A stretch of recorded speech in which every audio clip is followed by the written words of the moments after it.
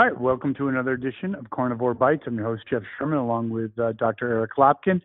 Dr. Lopkin, it's no surprise what's in the news now, correct? Yeah, everybody's talking about the Cavanaugh appointment and what's going to happen with the sexual harassment hearing. What do you think is going to happen? I'm not sure how much room the Republicans are going to give her. They have already said she wants to testify. They said, okay, you could testify in public, you can testify in private. We can send people to you. They even offered to have outside counsel, female counsel, do the questioning for her.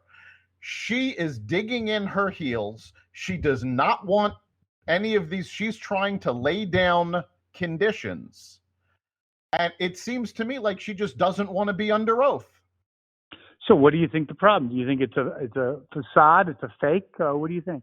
I mean, it's 30 years ago. I don't. Yeah, it's 38 years ago, allegedly. Mm-hmm. Cavanaugh was 17 years old, a minor. Okay. So this has no relevancy at all, right. Dr. Lopkin. The thing is, okay, if it happened 10 years ago when he was in his 40s or something, fine, whatever. Right. If it happened while he was on the bench, absolutely. Important, relevant information. How many people can say they're the same as they were when they were 17? So what happens? Do you think it gets torpedoed? I honestly think it'll drag on for a little bit and ultimately end up being meaningless. I think he's still going to get past the committee. I think he'll still get past the Senate. They will push his appointment through.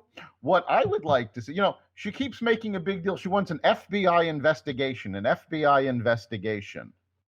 Well, I think somebody should investigate Dianne Feinstein for obstruction because she sat on this stuff for 6 weeks and didn't pull it out until the very end of the hearings so that they could stall. I mean, it's really become a dysfunctional government, and it's and when you look at both sides are equally or not equally or guilty. Democrats, I think, are a little bit more guilty of this, but like Dianne, some of these Democrats have had positions that, like Dianne Feinstein was for the border. Now she's for open. What is the Democratic Party now? Please tell me. It isn't anything because they're under siege by both sides. They're under siege from the general public who went more centrist and more right and elected Trump, and now they're under siege from within their own party. Dianne Feinstein is facing a primary from another socialist. Mm-hmm. So yes, all of the mainstream Democrats are under siege by the wackos on the left. And how did it happen? How did the Democratic Party? What happened? I mean, how did the whack job? And they have all the power. Make no mistake about it. In other words, it's like maybe the Tea Party, which really isn't a good analogy, but if you defy the left wing of the Democratic Party, you're in trouble. Yeah, they have been taking over. It's why Bernie did so well in the primaries in 2016, despite them being rigged against him. It's why Obama took a second term and kept such control over the party, because he's the one that really set all this up. I mean, these so-called socialists, most of them are younger. They grew up under the Obama administration. No doubt. Believing no question. Government should do everything for me. I shouldn't have to work to do these things. I should just get things for being alive. No doubt. It's kind of interesting, though, in the Florida gubernatorial race, the Socialist is ahead of the Republican. I mean, this thing is getting a little scary, isn't it? It's getting a lot scary. And honestly, I mean, if the Socialist wins Florida, Florida will go down the tubes. And I've spoken to Democrats down there. They know this.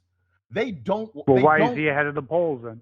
They don't want this. Well, no, I'm talking about party officials. They don't want the socialists to win, but they can't come out and support the Republican because they're party officials.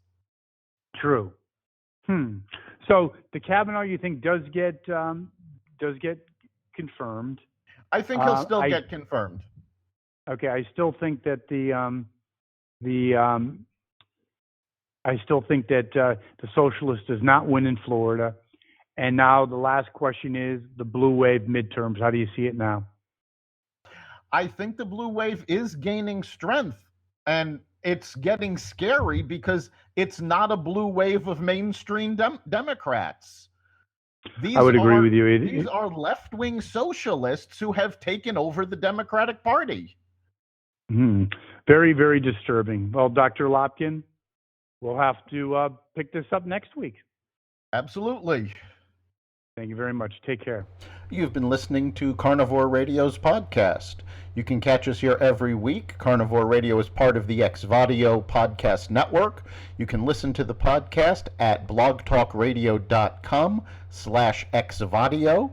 If you want to be part of the conversation, you can listen to us live every Friday at 4 o'clock on WESU 88.1 Middletown, Connecticut. You can also catch us online at WESUFM.org.